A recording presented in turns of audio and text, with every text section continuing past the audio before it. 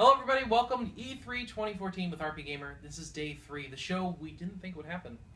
We've downgraded our equipment without Ed here. This is being shot on an iPhone, so apologies for the mic situation. But Manny and I are back from day 3, and we had to do this show because day 3 was like a completely different show versus day 2. I don't know what it was. It must be the appointments. What do you think? I think ideally the day 2 video will disappear from the world. I think hopefully Ed will delete it. Yeah. And then this will be our final. This will be our day. Yeah. Welcome to the day 2 video for me. Day 2-3 wrap up. Okay. Okay. The morning started off with Borderlands, the prequel. Yes. The prequel. That was good. So best part, the comfortable chairs and the nice air conditioning. Actually, the presentation was crap. It was the trailer that we saw in the press conference, and then a little intro video of Handsome Jack saying some crap, which looks like it'll be another trailer. And then they said, "Okay, that's it for the presentation. Go out and play the game." So, but you already got to play the day I before. already played the game, so I took off. But you and I played it. What did you think? I like the light gravity stuff. I like the air stuff. That's pretty cool. I use the character who throws her shield like. Oh yeah, Captain America. Yeah, Captain Shamerica. Yeah. Captain Shamerica. It's fine. It was good. It works. I mean, it's more Borderlands with like a little twist. Yeah, moon jumping. No, that I thought exactly that. It actually, but it felt like a fun new take on it. So it was like, okay, I could do this for a while now. It's not the same game as I played now twice or whatever. So yeah, I was good with it. Went from that, I ran over to Xseed and I saw like a bunch of stuff there. So we had an interview with Yoshifumi Hashimoto, who was the dude making the new Story of Seasons game, which is the latest entry in the series that was formerly known as Harvest Moon.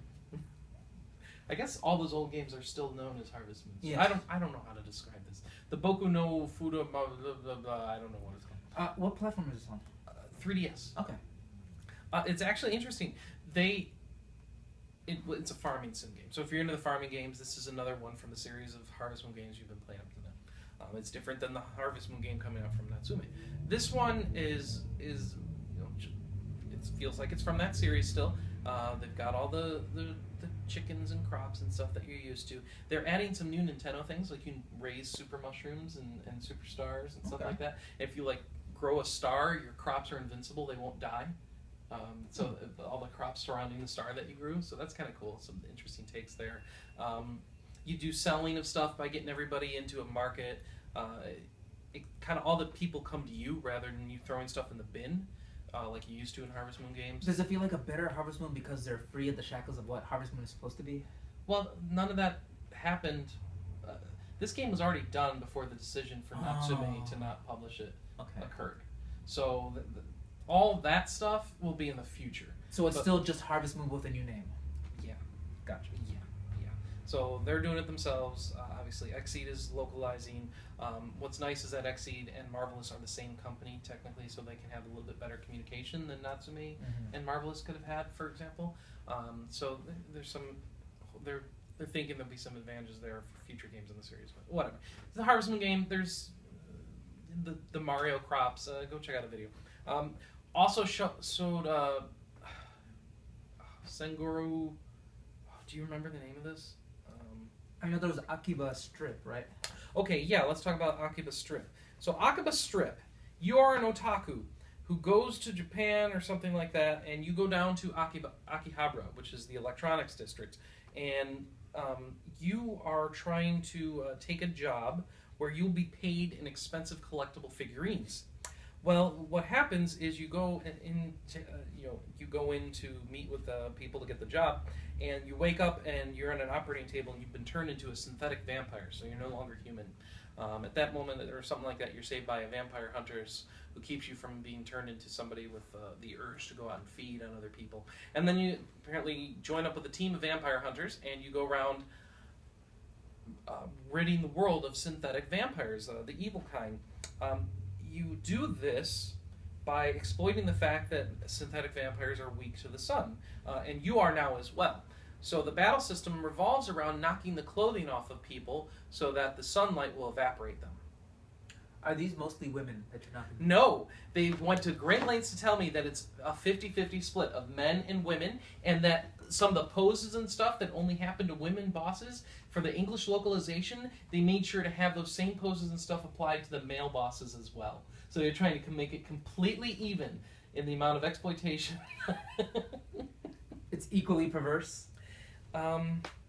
It's not really perverse. I mean, really, you knock them off so you see them in their underwear and then they disappear. Okay. So it really wasn't When I hear particularly... poses, though, I think... Okay, for the bosses there are, but I didn't get to see those, so I can't really comment on it. What is perverse is the other two games. Senran Kagura? Yes, Senran Kagura Shinobi Versus, which is, I guess, the third game in the series, the second one in English. You're a girl ninja, one of 4 girl ninjas or 5 girl ninjas in the game. You go around on missions, and it feels like a Dynasty Warriors game. You're just mowing down enemies, Then you get to a boss character, and here your goal is to get rid of the health bar. As the health bar of the enemy or you goes down, your clothing gets damaged and eventually falls off, exposing you. The person who dies is fully exposed and then cleverly covered up on the naughty bits, and then you win. And it is full of fan service, bouncing breasts, and ridiculous cutscenes of baths, and I felt embarrassed playing it. So then, of course, they take me over to the other one, which is Senran Kagura Bon Appetit, which is the same characters from the one I just described, and the same exploitation, except it's in the frame of a rhythm action game. So think Elite Beat Agents, or the Hatsune Miku type games, where you're pressing left, right, up, down, down, down, and then you have kind of a scenario that plays out through the course of the song, depending on whether or not you're doing well or doing poorly, and then you either win the song or lose the song. If you do really well in the scenario, you win the song, you'll get treated to a shot of your girl covered in like whipped cream and chocolate sauce with no clothing on. It was shameful. What platforms are these two games on? All 3 years that you mentioned. Okay, the Senran Kagura games are on Vita, and the Akiba's Strip. See, it's a strip. It's a pun. It's on PS3 and Vita. Okay. Yeah. So there were 2 other games at XSEED that I forgot about because they weren't showing them on the floor. So the new Corpse Party game, which I thought we covered the previous Corpse Party, right? Yeah. That's coming soon, but I didn't get to see it. So unfortunately, I don't have any thing that I can tell you. Except I think I know which one this is because I looked into it in the past. It's it's scary. I don't know. What did you see next, Manny? While you're doing XSEED, I was running over to Borderlands, but you got to see Borderlands later, so we can talk about that now. No, not Tales of the Borderlands. Other Borderlands. Yes, there's 2 Borderlands games at the show this year. So we saw the Telltale adventure game, Tales of Borderlands. Yeah, I got to see this later. I thought it was pretty good. It's like the cutscenes of Borderlands, but just extended all the way through. And you get to make choices, and the choices shape the story, and people remember your choices. Like if you, okay, so you are Reese or what's the other girl's name? No clue. Whatever, Reese or other girl, and you're both telling the same 2 different sides of the same story. Is kind of how it's framed. And Reese is kind of a corporate lackey for Hyperion, and he's trying to advance his career. Blah blah blah blah.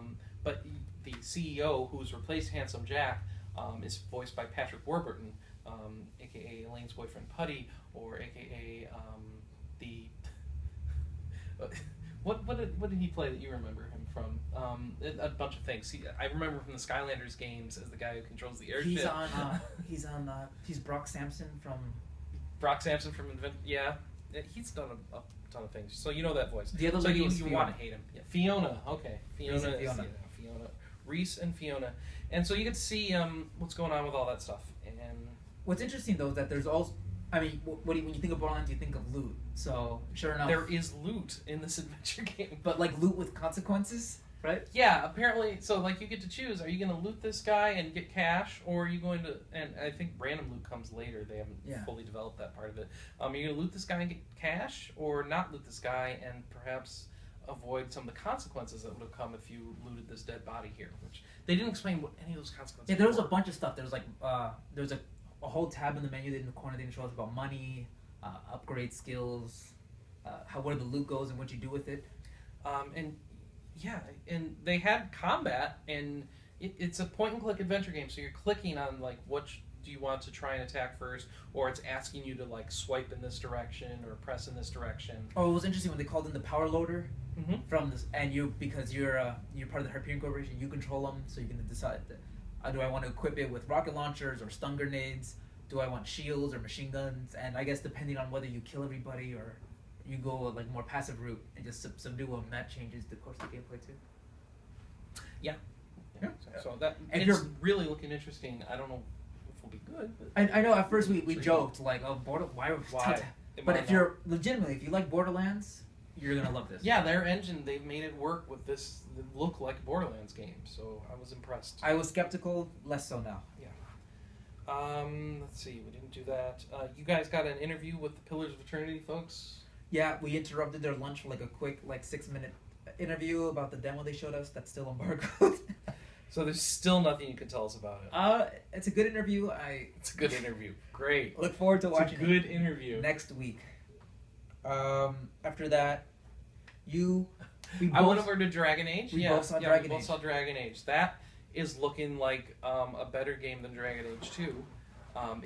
It's not Dragon Age 1 now. It is, which is still mostly action-based combat where you can control one character throughout the combat, but you can also switch to all the 4 characters in your party. You can freeze time, issue command orders, and then watch them execute, then freeze time and do that again. You can actually stay in command mode the whole time and just keep issuing orders, pausing, and moving around the field while you're watching the attacks commence. You can give action command priorities to all your characters. So that's a lot of the stuff that we want to see people who are fans like the Baldur's Gate games. So what I felt though is that they captured what people loved about 1, and like it felt like Dragon Age 1, you're walking around with this big party behind you, and they captured what people liked about 2, which was the faster paced combat action combat, right? And you mush it together, and you put it in an open world, and you include mounts for the first time. Apparently there's special mounts you can get throughout the course of the game, like maybe a dragon or wolves, who knows. It's weird though, but even while it didn't seem like an open world in the same way Oblivion or The Witcher did. It sort of felt like, it felt more seamless than it did like an open world. It's sort of like, oh, there's a battlefield down there, and I slowly walk down the hill, and now I'm in the middle of the battlefield, and I walk a little bit more, and now I'm in a town, and I walk a little.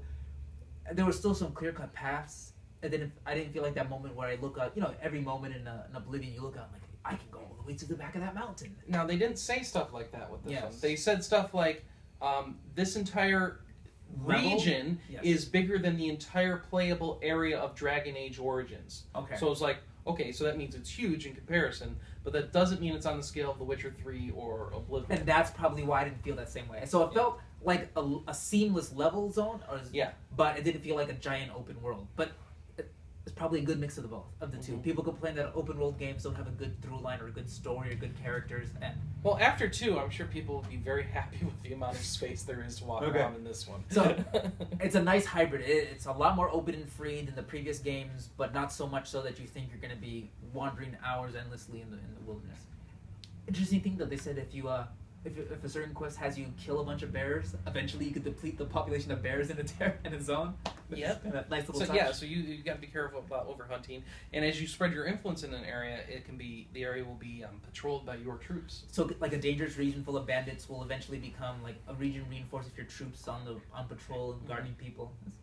It looks solid. It looks like they're going for the open world vibe, but trying to keep some of that tactical combat that the Baldur's Gate lineage people kind of like. But I don't know. It might still have too much action in it. Liliana was kicking a lot of butt.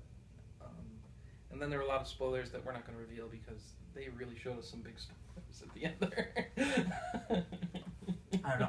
Thankfully, I missed a lot of it because I was trying to organize how to get Chris into the demo. No, so I looked down and I missed some of those. You rocked it out, man. I went over to Battlefield Hardline after that. So did I. Okay. But me and Chris are time shifted. We just time shifted. All right, yeah. So I got my picture taken in front of a So did we? Yeah. Okay. So I played Battlefield Hardline. It feels like a shooty game that I'm not very good at.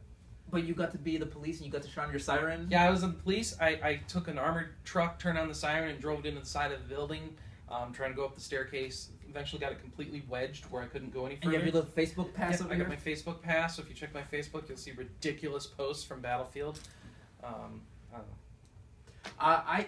I I think I enjoyed Nancy it. is completely zoned out. She's just on her phone right now. She's just playing Bejeweled or something. I will say though, that what was interesting is that you mentioned it didn't feel like a Battlefield because they picked a smaller map, but they picked that map purposely because where we were fighting was actually just a few blocks away from where we actually were in the convention center. So that was a nice little touch. I felt like it was a mess to me. Like the objectives weren't clear. Eventually they were more clear. Your goal was to get to a safe in the center of the map, collect cash, bring it back to your base. So it was kind of not really capture the flag as much as capture the resource and bring it back, and then shoot the other people trying to do the same. Which it's still a beta. Yeah, that's fine. They could touch it up and clean it up a bit. No, I mean this is not my genre, so it's hard for me to really comment on how it compares. But it didn't feel that fun to me. Well, because Visceral is making this, so this is the first time I'm actually interested in a single-player campaign in a Battlefield game. If they can capture the episodic TV Law and Order cop drama, yeah, that might be enough for me. The biggest problem for me is like when I play first-person shooters, I play with a mouse and keyboard, and I was on a PlayStation 4 controller. All right, but I can't do that. Before we get to maybe like some best of E3s or some quick highlights, I did go to Warner Brothers and check out Shadows of Mordor, which they are calling an action RPG, but it is very, very light on the RPG part. Like it's an action RPG, like God of War is an action RPG. More than that, though. There's actually, I will say, is about maybe as much of an action RPG as Darksiders is. Darksiders. Oh, well, we covered that. Not Darksiders 2, where there was loot drops, but like Darksiders 1. Yeah. Where there's like we covered that. Like a rudimentary skill tree. Yeah. It's like that, like maybe like 20 abilities in each tree, and you can probably get enough points to max them both out. Okay. And you can there's like a stats tree that you earn money, and then you buy like +5 health, +10. It's very light. It's primarily like. So explain for people who aren't familiar with this game. What were they showing? How's it play? It's like imagine Lord of the Rings, Batman. Okay. So Batman combat. You're sneaking around. A mix of Assassin's Creed too, like a big open free world. Well, you can figure out the motivations of enemies in this game. That's what they were mostly showing off. They weren't showing off the side quests or the towns or what makes it like maybe there's more RPGness there, like in the side quests, but they were just focused.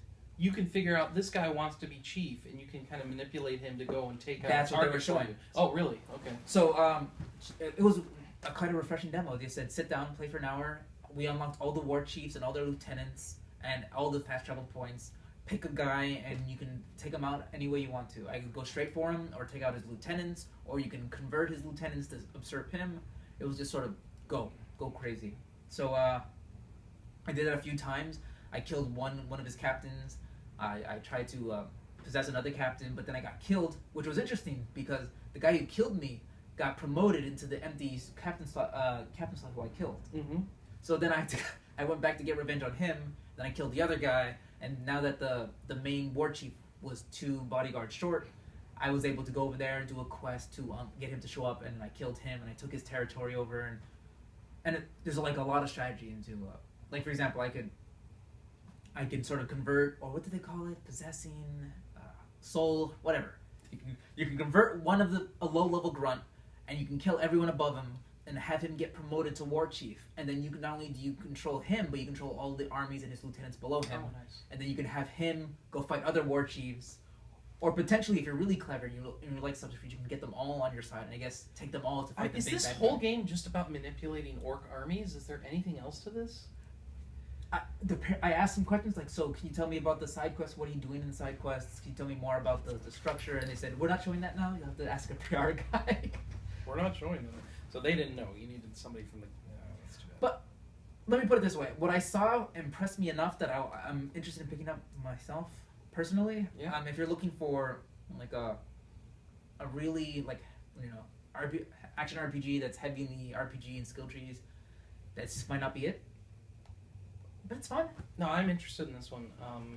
It's taking Tolkien lore in a way that I haven't seen it explored before. It feels like they're finally making up some stuff. I'll be with you. If not for the fact that I'm a wraith or half wraith, and there were some orcs, I wouldn't even know this was Lord of the Rings. Okay. It's not so if you don't like Lord of the Rings, it's not dependent on the franchise. If you like Lord of the Rings, there's a lot of it. This was gonna be a Batman game, and then it got turned into a Lord of the Rings game. So this one looks like it has a lot of cross appeal to like RPG fans, action fans, Lord of the Rings fans, fantasy fans. It seems solid. I'll say that. It seems legitimately solid. So, what was your game of the show? Game of the show that I played? Okay, well, what is the best RPG of the show that we... Obviously, Harvest Moon: The Lost Valley 3D. Don't trust me. My wife works for that company. So I would say that I have no idea. That I didn't get to play the games that have... As usual, the most high-ticket games you don't get to play, right? So The Witcher 3 and Dragon Age both look like they might be really awesome games. We forgot a game. Which one? We got to see Civilization Beyond Earth. Oh, we did. That looks like fun. That looks like a really interesting game. It's Civ. It's in space. They showed a mining Phyraxium, Phyraxite, which I thought was awesome. All right, so we're running out of space on the phone here, so we're gonna quickly jump to our best of show. Manny. Okay, I'll give you first best RPG I saw, or the one I'm most excited for, is The Witcher Wild Hunt. Even if you're not familiar with the whole franchise, it seems like a good place to jump in. There's a lot of game there, and Witcher looks badass. Best game I played at the show floor, or most interesting, strangely enough, would be that World War I game with the dog. Mm-hmm. Really refreshing and nice take on very somber and respectful, as opposed to the Sniper Elite game, which I played was just reveling in headshots. Yeah. And second place, Dragon Age Inquisition. You just can't. All right. RPG I most wanted to play from the show, Dragon Age Inquisition, just to see how it turned out. RPG I think will be best, The Witcher 3. Okay, best game I did play at the show, IDAR, Pound I Drew a Red Box. Go look it up, it's an indie game, it was really fun. That's it for E3 2014 with RPGamer. Thanks everybody for joining us. There'll be more videos coming up all week. I got show floor tours and interviews coming all over the place. So stay tuned to RPGamer's YouTube, rpgamer.com/YouTube. No, it's youtube.com/rpgamer.com. No, it's our name, RPGamer.com. Yeah, search for that on YouTube. All right, we'll see you next time. Thanks everybody.